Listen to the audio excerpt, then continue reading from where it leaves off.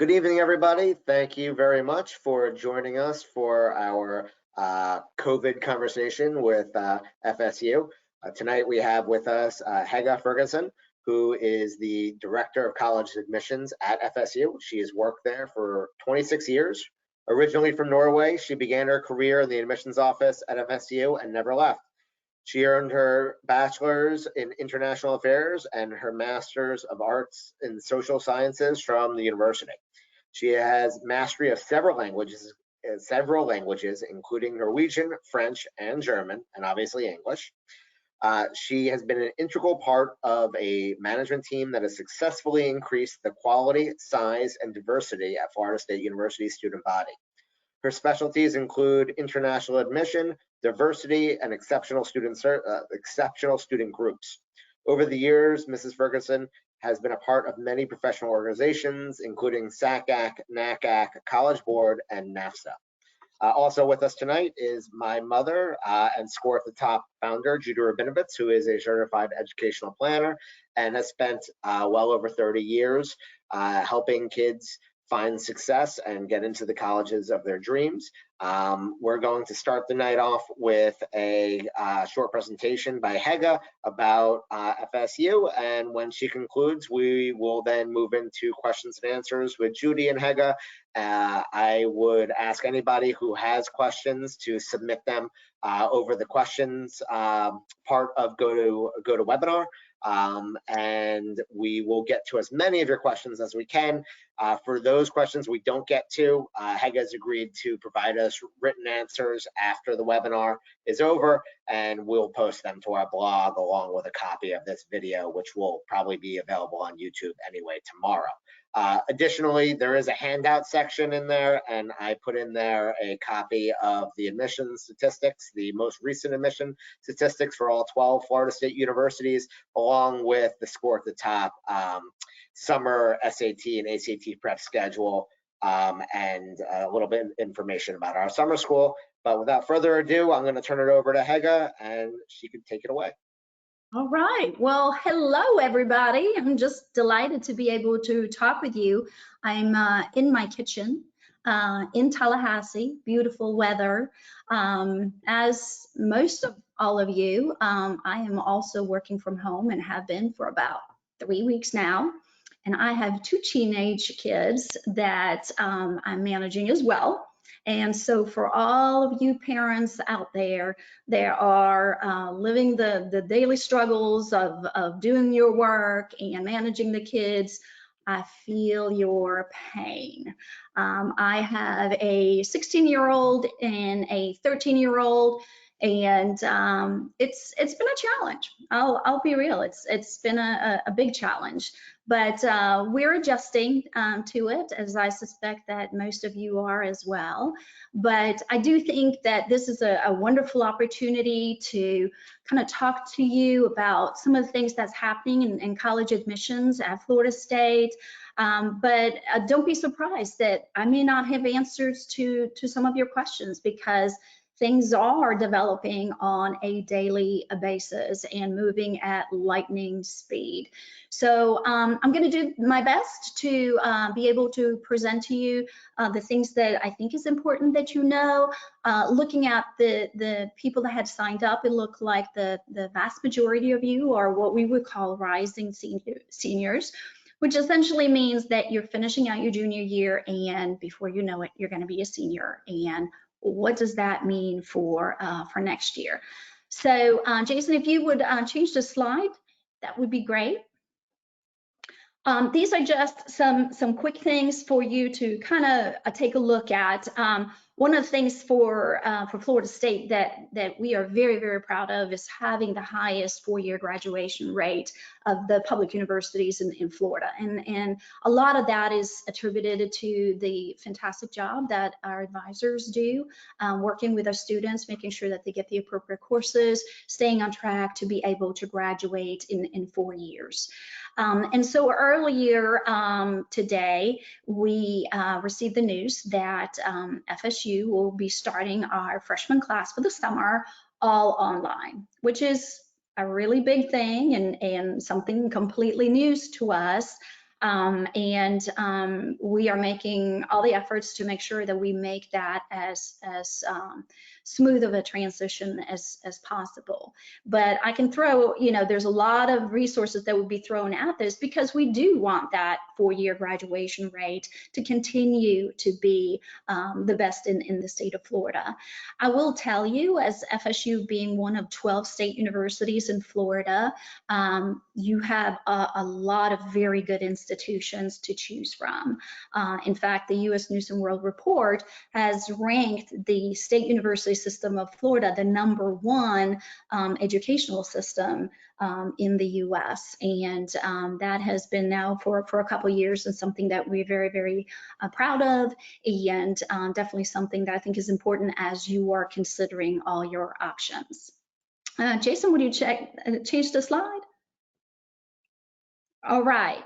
Many of you have heard and anecdotally and perhaps even seen in news that we've had a lot of increases in our applications. And, I get the question all the time, why is what's kind of changed? There isn't just one answer to that question. I think there's a number of different things. We've really gone out of our way of making sure that we are able to offer application options to all our students. And that means that we are currently having 3 applications that students can apply and utilize. We ask, though, however, that they only submit 1 application. Submitting 3 applications does not better your chances for admissions. But we are seeing a large increase in our application, particularly as we added the common application, which is one of our 3 application modes. So Jason, if you could change it to the next slide. Here is just some numbers I thought would be good to share with you for this year. Our priority deadline this year was November 1st. It's good for you all to know that that has been changed officially to December 1st for the class of 2021. And so we wanted to do that early on, and that was one of the first decisions that we made because we knew that testing was going to be an issue, and we wanted to provide students with as much time as possible before they were submitting their applications. But you can see, over 63,000 applications. It's just a really, really large number. And we've been incredibly fortunate to be able to attract wonderful, wonderful students. And the most difficult part of that is making the right decisions. What I do think is important to share with you on this slide is that we are, as we are looking at our applications, it's really important to us that, one, we prioritize our Florida residents, which we continue to do. You will note from this slide, it says 66 Florida counties, not 67.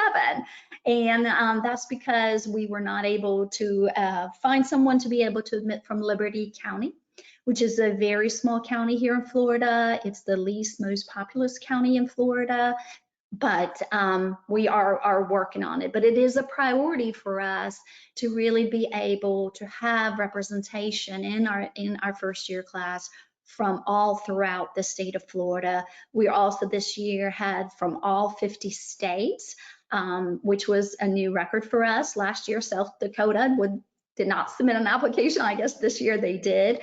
But also you can tell, there's a lot of high school that submits or that sends students to our university, and we are just very, very grateful for that.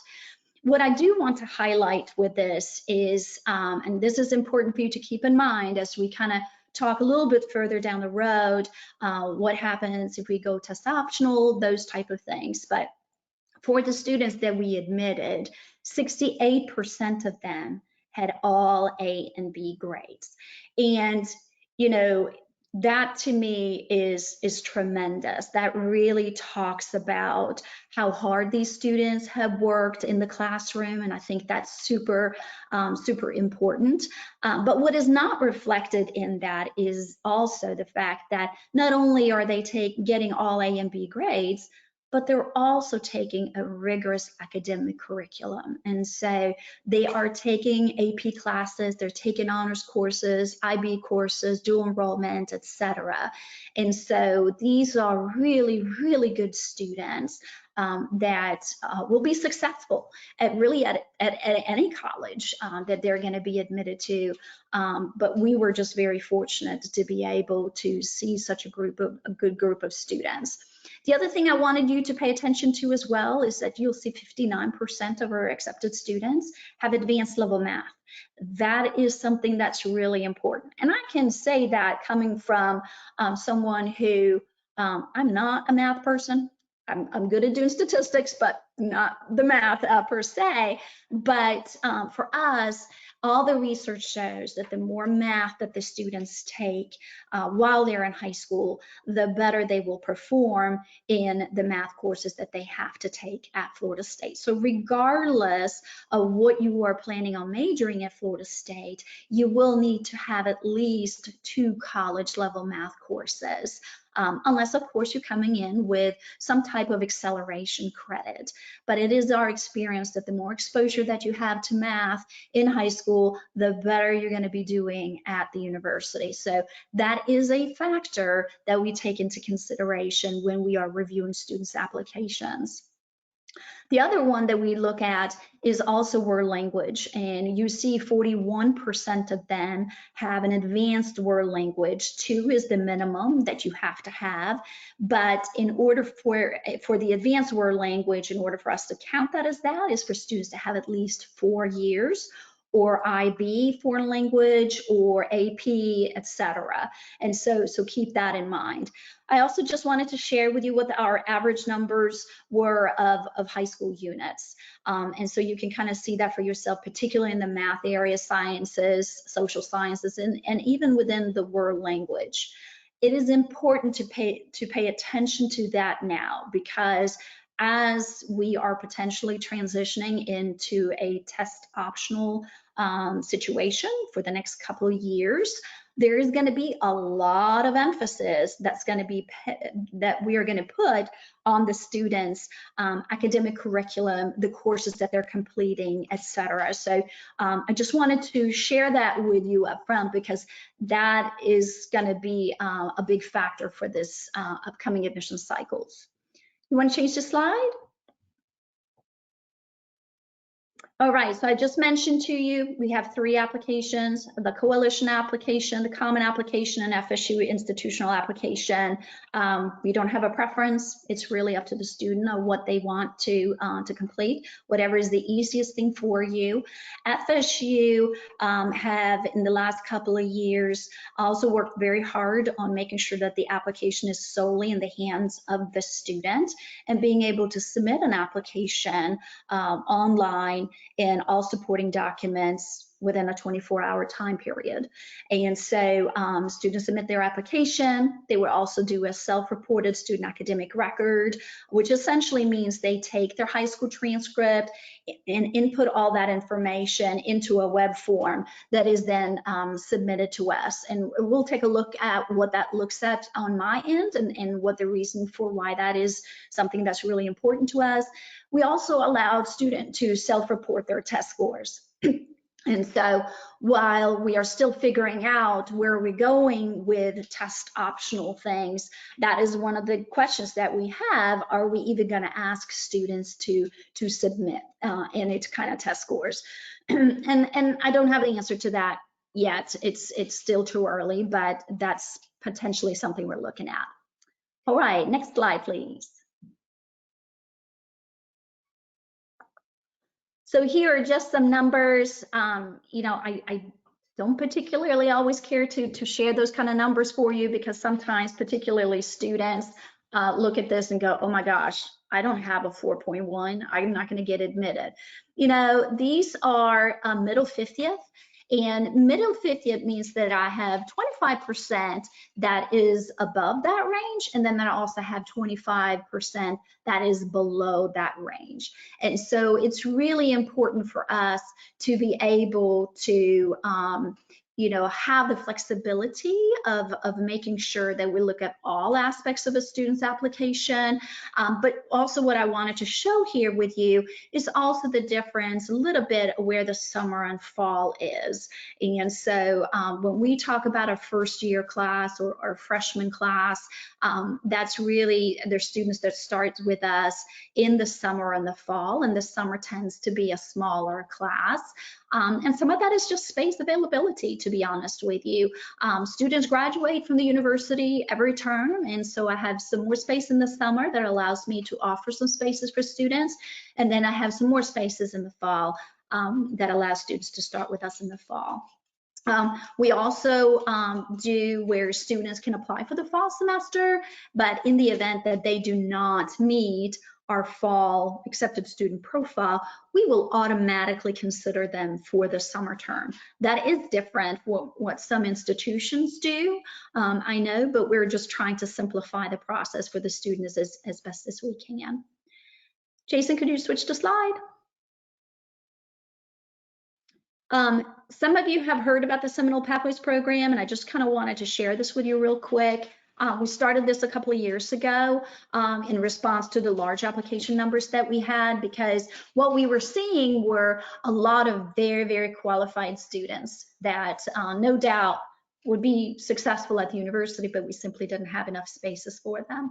And so the Seminole Pathways program was created, and it really is something that students cannot apply for. That is a decision that we make within the office if we're in selecting students that we think would be good candidates for that. And those 4 options are including going to a state college for the fall and coming as a transfer student starting in January.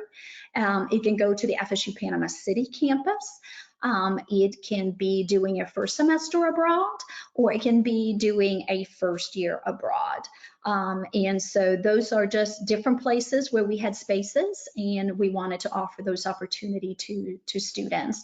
And then they can later come to the Tallahassee campus. Next slide, please.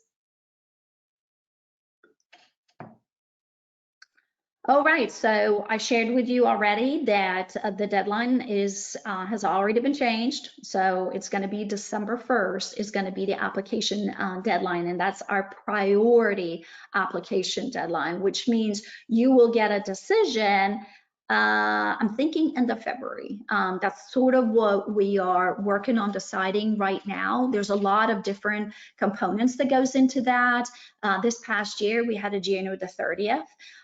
But with a large number of application and shrinking the time frame, I do need that time in order for us to really be able to thoroughly review everyone's application. So I'm thinking it's going to be at the end of February for this next year, but you'll have to stay tuned for what the final date is going to be. Next slide. Spring offer, and I had just briefly mentioned this. This is really an opportunity for students to go to another state college. I don't recommend going to another state university. I feel like if you're going to another university, that's where you should stay, and that's where you should earn your degree from. You know, we certainly have students that transfer from other state universities, but we really do feel that, you know, these are courses you should be completed at a state college before transferring into FSU, starting with us in January. Next slide. Holistic admissions, and I just wanted to provide this definition because I think it really gives a pretty good sense of exactly what it is that we are looking for. And it's one of those buzzwords that are just thrown out time and time again, and in some ways I know some of you probably feel that admissions kind of hide behind it. You know, holistic review, there's many factors that we look at. But the truth is that we do look at many factors. Rarely is there a time when an admissions decision is just based on just one factor. And so it's important to keep that in mind, particularly as we are looking towards the future. What are all of those components that we are wanting to look at? So I just wanted to provide that definition for you to have a better understanding of all the different factors that come into play with this. Next slide. All right, so this really ties in with the evaluation factors, and this is a question I get time and time again. So for the academic record, no doubt is the most important thing that we are looking at in the application process. And honestly, you know, when I have someone coming to me and starting the conversations about the extracurricular activities of the student, that always makes me a little suspicious, because yeah, we want students to be active and engaged in different activities, but why aren't we talking about the outstanding academic record of the student? So when we are looking at that, we are looking at the grades, the courses, the rigor. Is this an AP class or is this an honors course? We look at grade trend. You know, some students, the transition going from middle school to high school might have been a little rough. And if you are improving, then that's a positive thing. On the flip side, if you started off really good and your junior year, you're not doing so well, then that's going to be an area of concern. So it's really looking at, again, the whole picture as we look at academic rigor and the coursework, grade trend, etc. We do look at test scores, of course, or have been, and so, you know, depending on what the outcome is going to be, right now there is a recommendation to the Florida Board of Governors, and they are going to need to make that decision as to if the state university system will be going test optional for the next 2 years. And so we're hoping that we will hear back from our proposal sometime in May. And so, but in the past, test scores has been a factor, and we looked at that. We looked at super scoring, which is one of those things where you can take the test score multiple times, and we use the highest sub scores to make a new test score, so as kind of to incentivize the student being able to test several times. Extracurricular activities, it's one of those things where, you know, you're trying to learn something about you as a student. What are you interested in? What do you like to do? How do you spend your days? And I would caution of thinking that there are specific things that we are looking for, like time and time again, I hear that you have to be the president of student government. That's definitely a shoe-in. It's not. Or that you have to be a Boy Scout, Girl Scout. That's a shoe-in. It's not. My daughter told me the other day that she was going to do dance marathon because that was important to have on her resume. And my question to her was, would you want to do dance marathon, or are you just adding it because you think it needs to be on your college application? And she told me because she thought it needed to be on the college application. So I kind of said, well, that's not true, but you know, I'm her parent, so she's not going to listen to me, right? But you know, we really are looking for more information about the student. That's what's really important. And so, you know, when I'm looking at somebody's application, I see their grades, I see their test scores, etc., and then I'm trying to piece together as to what does the student do outside of school? What is it that interests them? And because we are building a community of students, we want students to do a variety of different things. And so, yes, there are going to be student government presidents. There are going to be ballet dancers and guitar players and students. There are Boy Scouts and students that do a lot of volunteer work, etc. But what we can see is that when students are adding things to their resume, but it's just sort of like the things that you're doing because you think it looks good. We have the experience and we can pretty much see through that. It's not a competition of having the long list where you have to have 10 to 12 different types of activities. You know, do the things that you want to do. You know, if you're joining organizations, are these organizations that you are staying in for several years? And as you do it, do you take more leadership roles in those areas? But I think sometimes we have to kind of, you know, watch ourselves for telling students that they all need to be leaders and they all need to be stars. You need to be you, and you need to be able to share with us who that is. That's helpful for us, and that's kind of what we're looking at. We also look at the school profile, and I know a lot of times that comes as a surprise to students and to their family members. When we review an application, it's in the context of the school and what is being offered at the school. It is not taking the student at one school and comparing it to the school down the street. We don't have a quota. And so, you know, if I happen to be admitting, you know, 50 students from the school, it was because they were really good students. Next year, it may be 10 because maybe they were not as strong, but we do not have a quota for school to school. Again, it's about the individual and how they are performing. We also like to learn about students, about particularly things that may have impacted them. And once again, that is economic hardships, medical conditions, etc. I would say that I am surprised of how many students that have jobs and where they are working substantial numbers of hours. That's something that you should be sharing with us. There's a lot of skills that are being, you know, that you're gaining is having a job, and we find that that's very, very valuable. So don't be afraid to share that with us. We find that that's something that's really, really important. Now, sometimes I will get the questions about, well, what if I have a disability, physical or learning disability?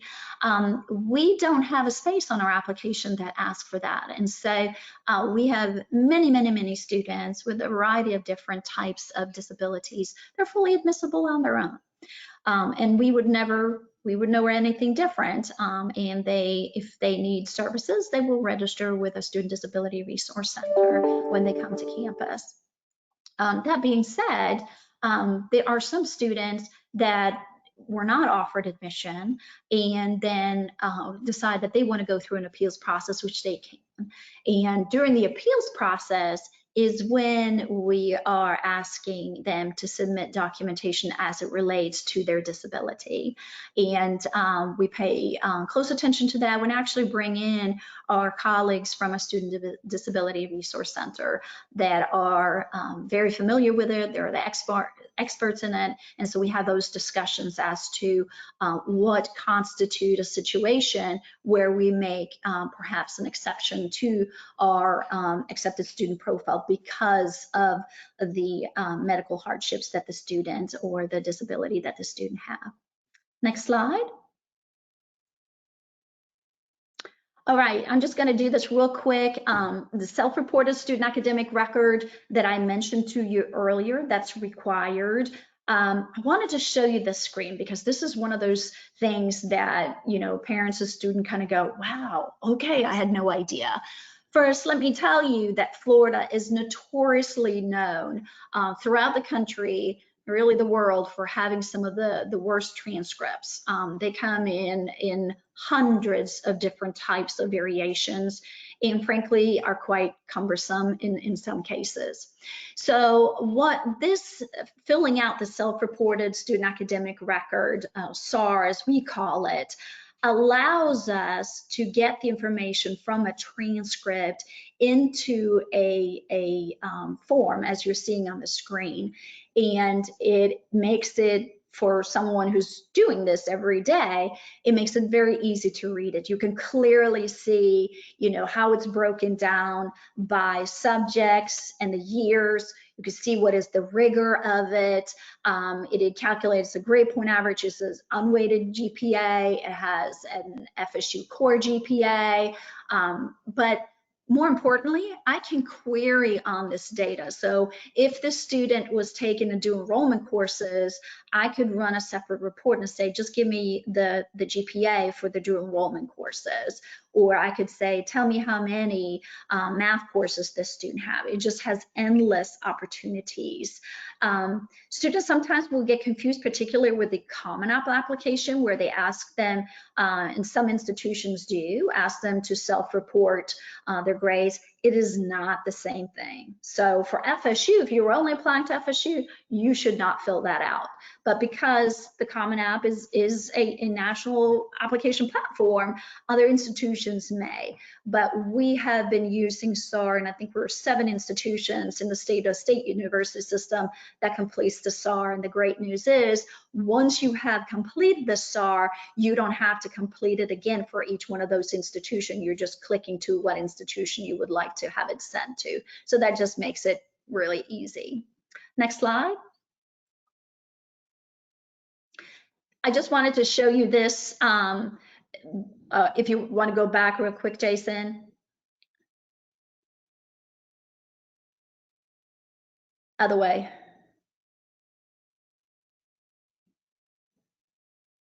One more. There you go.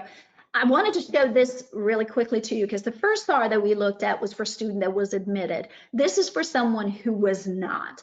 And I wanted to take the opportunity to just point out some things to you that we on our admissions side are paying attention to. One, you should know the D's in the junior year. That's a concern. I know it's an AP class and an honors course, but any D's on your records are going to raise some flags, no doubt. Depending on how selective your institution is in their admissions, and for Florida State, we also look at the number of C's that the student has gained. Once again, I know that they are in AP classes or ACE classes and honors, etc. But you saw from what I shared with you numbers early on, 68% of my students had all A and B grades in this type of curriculum. So when we are making our decisions, those are the kind of things that we are looking at. So I just wanted to show that to you as a quick view so that you have an understanding of, you can see kind of what the difference is. Next slide. Other way. There you go. Many of you are going to come in with different types of acceleration credit, and that's great. We accept up to 45 hours of course credit, which is basically a year and a half of course credit, which allows students to graduate much earlier, doing a double major. We also have a program called More in 4 that allows the students to do a bachelor and a master's degree within 4 years. And so it gives you a lot of different types of opportunities for students coming in. I think everybody probably are aware of, for those that are taking AP exams now, that's going to be a 45-minute exam. As of right now, we are prepared to accept those test exams and score them as we have historically done. So I know that there's been some angst about that, but we are prepared to accept them and have not heard, unless we are directed differently by the Department of Education, but so far no different. IB, of course, are not having their IB exams, and so they're going to provide grades based on their coursework, and so we will be using that as well. Due enrollment, you would need to have your official transcript sent to us, and we would be able to award credit based on that. Next slide. And this is just a quick sort of the senior year timeline, just so that for you, particularly as you're rising juniors, kind of know what you need to look at. application comes available, we open that up in August. We also recommend that students fill out the FAFSA because that is the document. In order for us to consider you for financial aid, you need to have a FAFSA completed. December is our priority application deadline. We recommend that you have a complete application online by that time. And then, of course, the notification, I don't have the specific date yet. But after we give our decisions, usually a couple of days later, we open it up where students are able to apply for housing on campus. Once a student has been admitted to the university, they have until May 1st to make an admissions decision.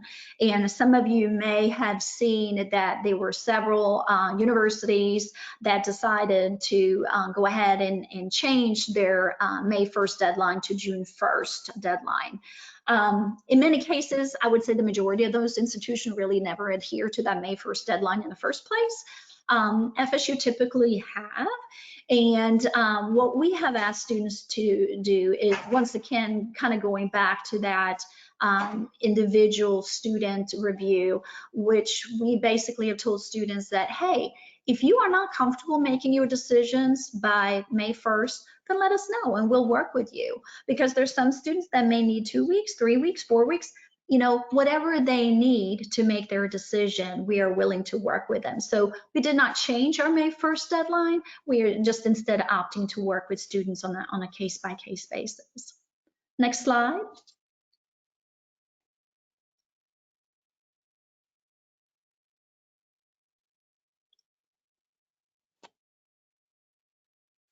All right, that was my fast sort of presentation about Florida State. I feel really strongly that, part of what makes an event like this real great is to be able to answer your questions. You'll see my contact information is there. That's my email and my phone number. I'm not in the office, obviously. My phone number still works and I get them sent to me and then I call you back. I check my email notoriously, but I will tell you, with everything that's been happening with the pandemic and getting close to May 1st, et cetera, my emails are just exploded. And so last I looked, I was well over 500. So, I try not to think about that too much.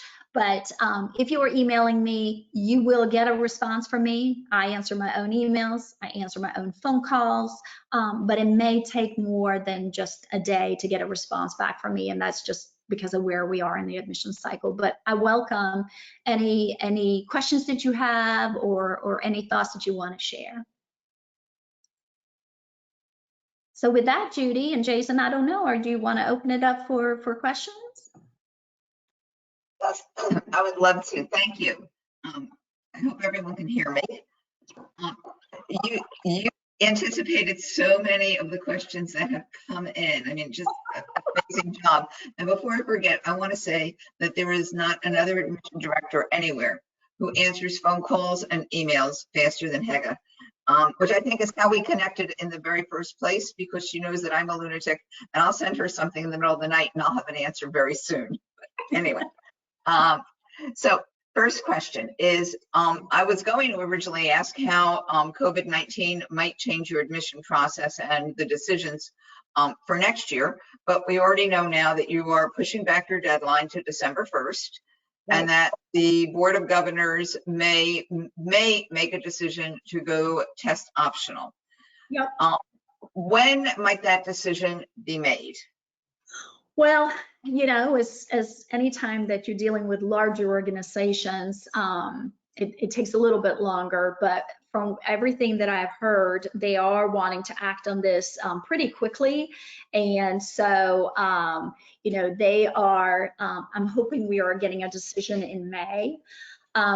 This is more than just deciding whether to be test optional or not. And that's what most people don't quite understand. And so, for instance, there are statutes and regulations that have requirements for students to have test scores. And so that would have to be changed. There is also test score requirement currently for Bright Futures. So what does that mean? There are test score requirements for placement of students in courses. That will have to be changed. So, and then there's also performance metrics. FSU is a preeminent university. We have to fulfill certain and specific requirements, including test score minimums. And so what happens to that? So I think that as everyone are looking at this, it's simply a much more complex going yes or no, are we test optional or not? And I know for us, you know, those are things like, what does that mean for scholarship purposes? What does it mean for, you know, all the different processes that we normally look at, where that could come into play? And do you go test optional, make it an option, or do you go test blind? And so there's just so many things that comes with it, but as soon as they get their recommendation, that would allow us to move forward in how we're planning on doing it. And if you do go test optional, do you think that you will be looking at transcripts, academic records any differently? Might you add letters of recommendation? Might you require an extra essay? In other words, clearly emphasis will shift, and I'm wondering, you know, how it might shift so that students can best prepare for that if it happens. Yeah, and I think that's a great question. Will it change our process? Yes, it will. I don't foresee it for FSU that we will be going to asking for letters of recommendations. And the reason for that is that there's an extra burden on counselors who many already have a lot to do, and we're cognizant of that. And also, when you write a letter of recommendation, that typically is a favorable letter of recommendation, at least if you have selected the right person, right? And so I think what we're going to need to find out is what are some of the other things that we can do. And one of the things that I have kind of played with in my mind is, are there some short answer questions that then might get to some things that we feel are important? And some of the most important things for us to know is the resilience of the student, to be honest, because the resilience of the student is going to determine student success in college as well. So how can we kind of get to that piece? How can we get a better picture of the student's resiliency? And so I anticipate for us that may be an added piece that we're going to want to have if we go test optional, test blind, is that once again, I'm trying to get to know you more beyond what I'm seeing for grades, because that's still going to be the #1 factor. But that also may mean it's going to be even more competitive, because if all you got are grades and you don't have test scores, then a lot of emphasis is going to be put on that. So, you know, we're already at a stage where, you know, 68% have all A and B grades. Now you don't have a test score component of this anymore. What will that mean as we make our decisions? Okay. Goodness, I wonder what would happen with Bright Futures if, Right. I wonder if Bright Futures would even go test optional. By the way, we can't see, oh, here, you're back, okay. Do you think that Bright Futures might go test optional and base it just on academic record? You know, if you're looking at the possibility that, you know, testing is going to be an obstacle for students, then I think they need to look at that realistically, to be honest with you. And that's the big challenge. What we know right now is that College Board canceled the June. SAT, ACT has not yet made their decision. We know College Board have said that they're planning on adding more test dates in the fall, starting in August, I believe. And so, but again, you know, depending on who you talk to and what you see, you know, we could be in a situation where, again, the coronavirus is preventing us from being able to access some of those things. So, you know, I don't want to be doom and gloom, but I guess I'm sort of in that situation. I have to prepare for the worst case scenarios right now. And I know that they're having to look at that as, you know, is it realistic to be able to require students to have test scores? No. So if a student already does have a pretty high SAT or ACT score, would it be advantageous to the student to submit it in the face of test optional? So part of what I'm tinkering with right now as I'm preparing for next year is, if I make it an opportunity for the student to tell me whether they want test scores to be submitted or not, would they want to do that? And so I'm not sure yet, because again, we have to make a decision of, do we introduce that as an option, or do we just say, no, we're not going to look at that for anyone? And it kind of continues to snowball, because what does that mean for scholarships? What does it mean for the honors program, et cetera? And so it raises a lot of different issues. And again, I think the focus needs to be, as it is for Florida State, the focus needs to be to help the students and reduce the angst and the anxiety. And whatever that looks like, that's what we need to be doing. And that's sort of, as someone working in the missions, those are the kind of conversations that I have with other administrators, state officials, et cetera, is, whatever direction we're going, it needs to be in having the student's best interest at heart. And definitely, we do not need to put up any barriers, obstacles that's going to make things more complicated for them. It's been stressful enough during this time as it has been. Yeah. Do you think that this year's yield, and for those who don't know what the term yield is, the percentage of accepted students who will say yes back to you, do you think that your yield will be higher this year because more students who thought they'd be going away may feel safer being closer to home? So that is an interesting sort of dilemma that we're in. And FSU is a little bit different than most institutions. So one, we were expecting to bring in a smaller class this year. So we were looking to bring in a class about 6,000. And our administration had indicated that that's what they would like to continue to do in the future, is a smaller first year class, because our graduate enrollment has increased. So also, when you're looking at the quality of the applicant pool, these students can go wherever they want. Really, they're going to get admitted to a lot of really, really good institutions. So now we're in a situation where we are competing with some wonderful, wonderful institutions. That being said, with everything that has happened with the coronavirus, there are some that are not going to feel comfortable. For instance, perhaps they were initially thinking they wanted to go out of state. They might not feel comfortable to do so anymore, and therefore are looking at their in-state institutions. Again, I'm a little bit different in the sense that, going to Tallahassee, you're passing some good colleges, no doubt, on your way to Tallahassee. So are you looking to go away because you've been at home with the family members for a long period of time, and so you're ready to go out there and are willing to make that trip? Or are you feeling some anxiety and wanting to stay closer to home?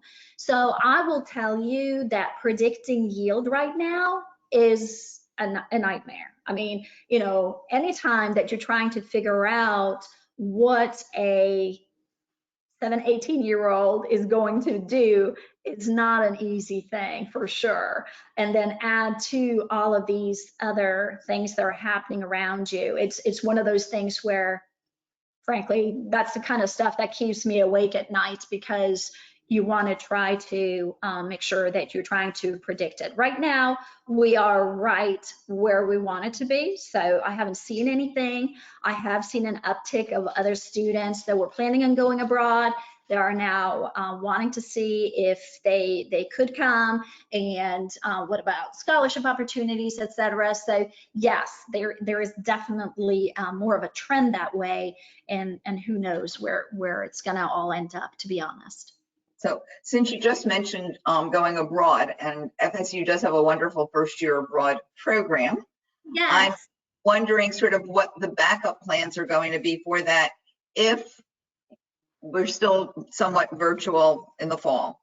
Yeah, so the plan, if we are not able to send our students through the first year abroad, first semester abroad, and it can be a combination of things that prevents that from happening. It could be based on what our own limitations are, and it can be based on the limitations of the country. they might not accept visitors. So we made early on, we said, you know, if you've been admitted through the first year abroad, first semester abroad, and we're not gonna, and it's not safe to travel, then we're just gonna make space for you at our Tallahassee campus, and you will just start with us in the fall. So yeah, absolutely, no problem. Great.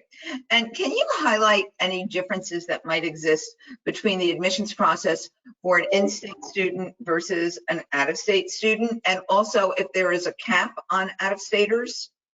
Well, system-wide, there is actually a cap. So within the State University System of Florida, we cannot exceed 10%. So no more than 10% can come from out of state.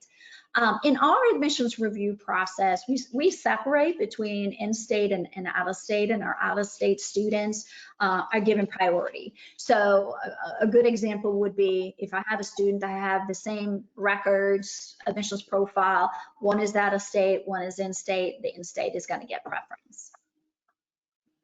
Okay. Okay. Let's see. So a lot of my students have already been asking me specifically about something you've mentioned already about, you know, resilience. Yes. And wondering if they should be, when they're working on their Common App or whatever personal statement they're using, you know, whatever application they're using for FSU, if you think a good subject might be how they responded to COVID-19, anything that might show, you know, their resilience and perhaps show them in a slightly different light than their peers.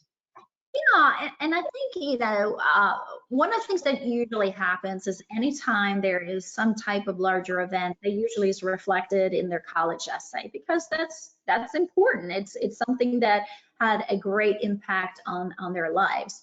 And so, you know, I already see that in some of the responses for the students. And so again, for us, what's really important is making sure that we're trying to get to the students' resiliency. So share with us, what did COVID-19, how did that impact your life, and what did you make out of it? And so I've had some wonderful examples of students that have been able to do things virtually, volunteering. So, you know, we're senior citizens, and, you know, they are being able to create care packages and deliver, and, you know, they're just a lot of things that allows for the students' creativity to come out. And I think that that's really neat. And so absolutely, we definitely would want the students to be able to share with us their experiences, and perhaps more importantly, what came out of it for them. Sure, exactly. I'm wondering if FSU has started making any kind of contingency plans for the fall, in case either the pandemic is still raging or there are new social distancing regulations that might not allow for 200 students in a classroom. Yeah, and so we are already looking at that. You know, the most immediate thing for us was, you know, knowing that summer C, which is when our first year student that got canceled. And honestly, that's kind of hard for us because that's all the excitement with our first year students are starting. And so not seeing them on campus is really very sad. Fall, we have to start making those kind of arrangements, because there is the possibility. I think a lot of what we see for predictions is that resurgence of the pandemic again in the later fall, depending on how everything is going. And so yes, we are already looking at that as to does this teaching on virtually, is it going to extend into fall? And I think a lot of that is going to depend on what these next 2 months look like, to be honest with you. Is there going to be any kind of opportunity to be having reliable testing done efficiently, you know, those kind of things. But you know, we already in this morning talking about, you know, we typically would have really busy summers where our rising seniors would come and visit our campuses. And we just today canceled all the tours for May. I've left June open for now because I'm hoping that maybe we can do it, but we've already started making contingency plans of if we are open, but we cannot be in groups larger than 10, what would that look like, you know, in terms of walking tour, giving presentations, etc. So all of this is ongoing every day, but I will tell you, the university is very firm in their commitment that we do not want to take any risk and putting the health and the safety of our students. If there's any doubt, we're not going to do it. Yeah, I have just one more question, then I'll see what questions have come in for, for Jason. And that's if a student is asks for, an accepted student has asked for a deferral, perhaps to stay home to help financially or to do something else. Has your policy changed for that in any way? And what will it be for this year? Yeah, so I see two things happening with that. One is I see some students deciding that they want to do a gap year. And so, in many cases, that means that there's a structured program where they're going and doing community service, volunteer work, etc. And I just had one this morning, as a matter of fact, and she's going to Israel. And what I told her was, you're an excellent student. She has a 4.6 and a 30 on her ACT. And I told her, I said, honey, this might be a really good time for you to be able to do that. And so what it means, though, is you will need to submit a new application and submit your final documents. But based on everything that I see, provided that you are finishing your year out strong, you're going to get admitted. So yes, I think we want to be more relaxed about letting students sometimes needing some more time. I have more now inquiries about, I think I need some time off. Could I start in January? January is not a time where we have an open application for, but I feel that if you feel that you need some time, then let's talk about that and see what that looks like. Are you going to take classes or you're not going to take classes? And so I think what you're going to see, not just for Florida State, but for other institutions, we want to be sure to exercise flexibility and compassion and empathy, and knowing that these are really challenging times. And, again, what is the best for the student? Great. Thank you so much, Jason. Do you have some questions that have come in that I haven't yet covered? Yeah, I got a lot of questions. We'll see how many we can cover. I know we won't be able to get to all of them, but lightning round. Can you just clarify the percentage of students that are out of state? I think at one point you said 15, another point it said 10. So a couple people had asked about that. Yeah, so system-wide, so the state university system, 12 institution cannot exceed 10%. But you're going to have within each of those institutions, there are going to be some that have a larger population out of state, and then there's some that have a lower population. And so at Florida State, we're typically about 13 to 15% out of state. Great. And are there any official virtual campus tours available? Yes, there is. Thank you for asking. And so right now at visit.fsu.edu, there is a virtual campus tour. There's also a virtual tour of our residency halls on campus. And starting next week. What was that website again? Visit.fsu.edu. And starting next Monday, we are going to offer a number of virtual events, and that includes a virtual tour, but with a student ambassador.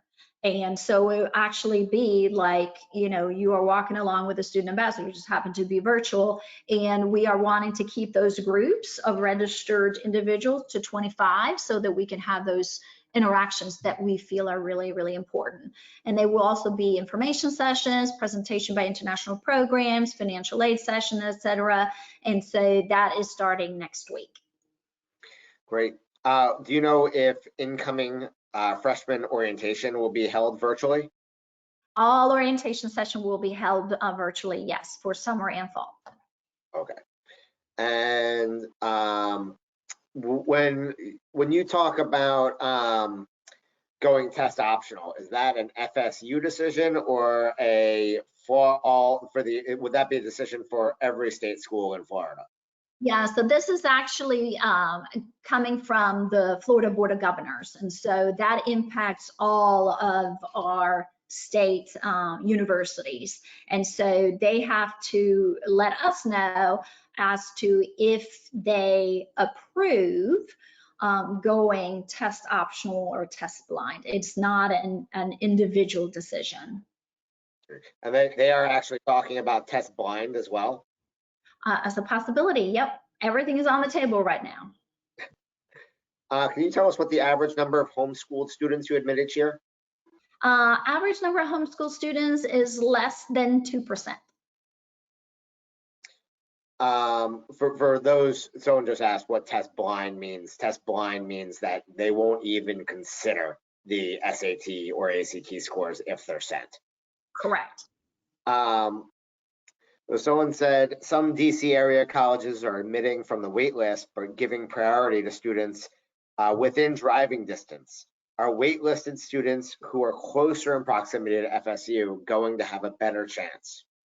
So FSU does not have a wait list. Actually, I feel really pretty strongly that students need to have a decision so that they can make choices accordingly. However, that being said, we do have students that accepted our spring offers, that if we felt that we needed more students, that we would reach out to them to give them an opportunity to, come to the Tallahassee campus. And usually that would be in the summer. And what are your international students going to do for the fall? Someone said they heard that Beijing and Shanghai embassies were up again and visas are taking 6 to 8 days to process, but they're not really sure about the world. Yeah, and I was just having a conversation earlier today, as a matter of fact. We have a Chinese student that asked that if they could have their admission changed to the spring semester because they really didn't think that they're going to get the visa. I think that combination with not knowing if we're going to be virtual or not in the fall, I think that it's really too early to tell. We typically, first of all, our international student population is very small compared to other universities in the state of Florida. And so we're not as heavily impacted by shifts in the international student population. But obviously we are really concerned about those that have been admitted, that they may need to be going for a different term because they may not be able to have a visa to travel here. If FSU does not go test optional or test blind, do you think that any of the deadlines might be moved back to accommodate for students to take tests, since the June SAT has been canceled, and I'm going to guess the June ACT is not too far behind? Yeah, exactly. I don't know that we can move our deadlines any more than what we've done for the December 1st. And I think, Judy, you could probably chime in here as well. There's a fair amount of anxiety that comes when students are having to wait for a longer time to get their decisions. And so because we give decisions priority just once, it's a matter of what is making sense, where if they have to have a test score, have they had the opportunity to take it? And then I need time to be able to go through those thousands of applications to make the best decisions. And I think if you are starting to, push it into the month of March, wow, that's just not giving students a lot of time to make their decisions. Did you want to add something there? Yeah, I'm sorry, Mom, go ahead. For a student who, let's say you don't go test optional, and your deadline is now December 1st, Mm-hmm. there are both an SAT and an ACT given in December. Mm-hmm. Would you, would you wait for a December score if a student told you? In other words, if a student had a score on file already, or if Yep. a student didn't, would you wait for that December test? Yes, so that wouldn't be any different than we've done in previous years. As long as you had a test score on file by the deadline and you were continuing to retest, yes, we would bring that test score in and use that. And if you didn't have a test score on file? Yeah, as long as I had a test score on file. So, you know, like I had, like this past year, deadline was November 1st. I had students testing in December, and I used their test scores in December as well. Okay. So we do the same thing. That wouldn't change. Do you know if the school will allow summer 2020 admits to transfer their start to fall 2020? So those are things that we're looking at on a daily basis, to be honest with you. And it is a combination of things, right? And again, it's depending on the situation. So, you know, we tell students that, you know, let us know what your challenges are that you're facing that, you know, wants you to make that change, and then let's see what we can do. But it's not a cut and dry, because we have to be able to, you know, make sure that we have the numbers. And again, you know, we are looking at going for the first time ever, starting a first year class all virtual. And so there's a lot of consideration that we have to take into consideration here. But, you know, some of the concerns I've heard, I think are totally legitimate, is I'm really nervous about taking classes online. I have never done it, and these are college level courses, you know? And so I get it. And so again, what's in the best interest of the student, what's in the best interest of the university, and just balancing that.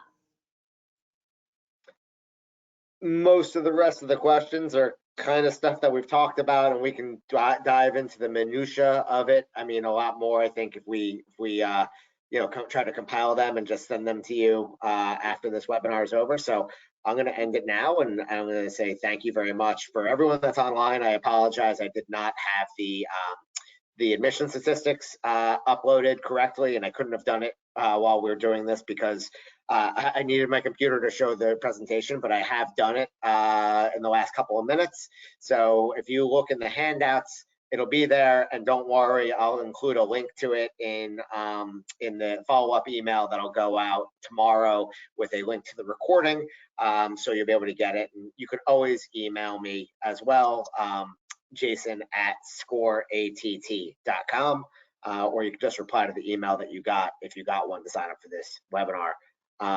Hege, thank you so much. This was great. We really appreciate your time. Absolutely, and thank you for having me. And once again, you know, anything I can do to help reduce anxiety and stress, feel free to reach out. But you know, really the focus needs to be to do everything that we can to make that process as exciting as it is, because it really truly is the most amazing journey. And you know, I know for Judy and myself that do this, you know, every year, this is what we love to do. We love to make sure that students find their home away from home and have great experiences. So don't let this pandemic put the damper in that. You know, use the resources that's available online until the time comes where hopefully we can meet in person again. So, but thank you so much for having me. It's been fun. Thank you so much. This was, I mean, just a joy to spend time with you as it always is. So thanks for shedding so much light on, you know, the admissions process and helping to de-stress so many families. Thank you. Good. Have a great night, everybody. Bye Good now. night. Bye. Bye.